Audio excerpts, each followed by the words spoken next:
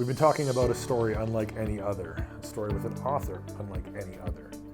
In the beginning, God created the heavens and the earth, and he named it all good because he is good, including Adam and Eve, the first man, the first woman, our federal head, but they choose to disobey and cut God out of the equation. Therefore, your biggest problem, my biggest problem, is sin and death. But in Genesis 3:15, God promises that the offspring of the woman will come and crush the serpent's head. So, we look to the offspring of the woman, and it's not Cain or Abel, but it's Seth, then it's Noah, and then Shem, and then Abraham, and not Ishmael, but Isaac, and not Esau, but Jacob, and not Joseph, or not Reuben or Simeon, but Judah. And out of Judah, we find that one day there will be a lion of the tribe of Judah. God promised Abraham three things: many children, a special land, and a child who will bless the whole world. Well, he's got quite a few children, but where we left off, they'd moved to Egypt. And that's where we pick up our story.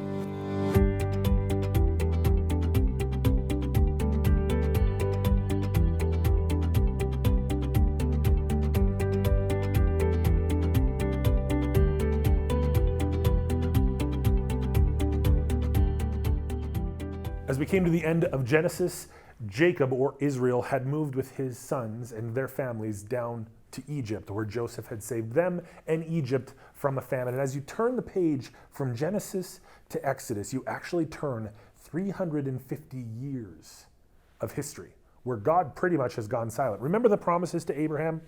Many children, a special land, and a child who will bless the world. Well, there are many children. That group of about 70 children of Jacob or Israel, so 70 Israelites that moved to Egypt, is now, most scholars think, about 3.5 million people. But they're not in their land, and we still haven't found the special son. In fact, not only are they not in their land, this is 350 years later, we have a new Pharaoh who doesn't know anything about Joseph. All he knows is there's 3.5 million of foreigners in his land. He's got to do something about it.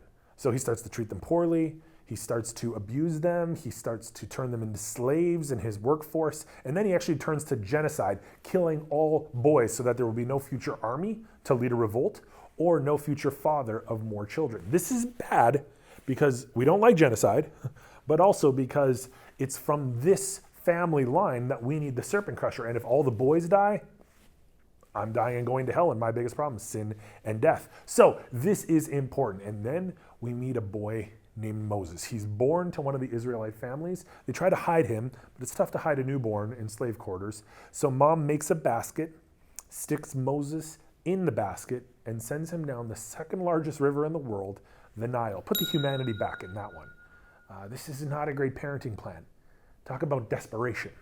Well, the desperation pays off because who is downriver but the princess taking a bath? And she sees the basket, sends a slave out, they open it. Hey, there's a baby. She takes it home to her dad, Pharaoh, says, Dad, I was taking a bath and I found a baby. Can I keep it? And he says, of course you can. So now Pharaoh, the one who wanted Moses dead, has adopted him, is paying for his food, his clothing, his education. Ironic twist of fate. So Moses spends the next 40 years in the palace as a potential heir to the throne. Then he commits a crime and he runs as a fugitive to the backside of a desert where he comes to, of all places, a well and meets a girl, gets married, has a couple of kids, and spends the next 40 years working for that lady's dad as a shepherd, wandering around the wilderness, when suddenly one day his life changes. So if you've been paying attention, Genesis to Exodus, 350 years, nothing from God. His chosen people are slaves. Moses is born, spends 40 years in the palace, that's 390 years. Then 40 years on the backside of a desert, that's 430 years. And God shows up and starts speaking again. And this time he speaks from a burning bush and he tells Moses to go back to Egypt to free his people. In other words, Moses, go be your brother's keeper. Moses goes back with his brother Aaron and they tell Pharaoh, God said, let my people go. Pharaoh, understandably so, says no. So God, through Moses and Aaron, begins to send these plagues. He sends 10 in all, and the first 9 are doing two things. First, they are systematically destroying the infrastructure of Egypt, the empire of the world. What do I mean by that? Well, like one of the plagues is locusts that just cover everything, and they eat all the food. So taking out the infrastructure. But the second thing is Egypt is what's called a polytheistic country. Poly, many, theist, God. They worship a bunch of gods. And each plague is actually an attack directly on an Egyptian god. Let me give you two examples. So the Egyptians believed that the Nile River was the god of life because it brought irrigation or life to the desert. Well, God kills the river of life. The Nile goes blood red, and I don't mean red like blood. I mean blood red. Everything dies in it. The fish float to the surface. It says all of Egypt stinks. God kills the river of life. Another one they worshipped was Ra, the sun god. Well, God makes it go black for many days in Egypt. He kills Ra, the sun god. 9 plagues. And every time, after each plague, Moses would go to Pharaoh and say, "Let my people go." Pharaoh would say, "No." So God brings the 10th plague, death angel. Death angel is this terrifying being that only shows up a couple of times in Scripture. Death angel has one job, to kill and destroy for the glory of God, and is very, very good at his job. God says, "I'm going to send death angel, and he is going to kill the firstborn in every family in Egypt, whether you're Egyptian or Jewish, firstborn everywhere. Something is going to die. Someone is going to die." However, God tells the Israelites through Moses, take a lamb, a perfect lamb, one without blemish, one without spot, kill it as a sacrifice to me. Take the blood of that lamb and paint blood on the doorposts and the crossbeam of your house. And what's fascinating is if you do that motion, doorpost, doorpost, crossbeam, you just drew the 6th letter of the Hebrew alphabet, ched or chet. It literally means live or life. So if in faith you take the blood of the lamb and paint it over the doorposts of your house, tonight when death angel comes, he will come and he will kill in every house. But if the lamb has died in your place and in faith you paint life over your house, he will not come in, he will pass over the blood of the lamb. That's exactly what happened. That night, death angel came and killed thousands and thousands of babies, including Pharaoh's firstborn. So now not only is the kingdom being destroyed, the firstborn, the dynasty is over.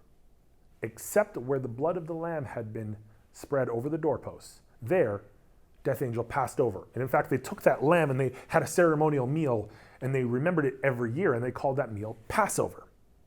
Well, that night after Pharaoh's son dies, he doesn't liberate Israel. He kicks them out. And 3.5 million Jews come out of captivity under the blood of the lamb and into unity and harmony with their God. As they're leaving, the first thing they come to is this body of water called the Red Sea.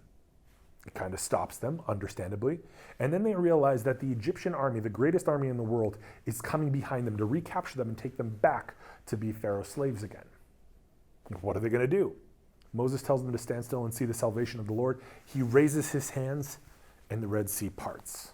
Now, we need to have a humanity moment here. I have seen the children's storybooks, you probably have too, where it's kind of like a sidewalk opens up and a little bit of a lake and 8 or 10 happy people cross. No. We have 3.5 million slaves and all of their stuff that need to get across this body of water in one night. And what's the bottom of a lake or an ocean look like? It's not a paved highway. How wide was this opening? Kilometer? A mile? 100 miles? I don't know. But big enough that 3.5 million people can get across. But if it's open for them, it's also open for the best army in the world. Well, the Egyptian army starts to pursue them across the Red Sea. And just as the last Israelite is stepping out of the Red Sea, and just before the first Egyptian gets there, and already the last Egyptian is in the Red Sea, Moses lowers his hands and God slams the Red Sea back together and billions of gallons of water wipe out the greatest army in the world. Fun fact, archaeologists have actually found chariot wheels and spearheads and things like that in the bottom of the Red Sea, which is a really weird place to store them. It's almost as if this story is true.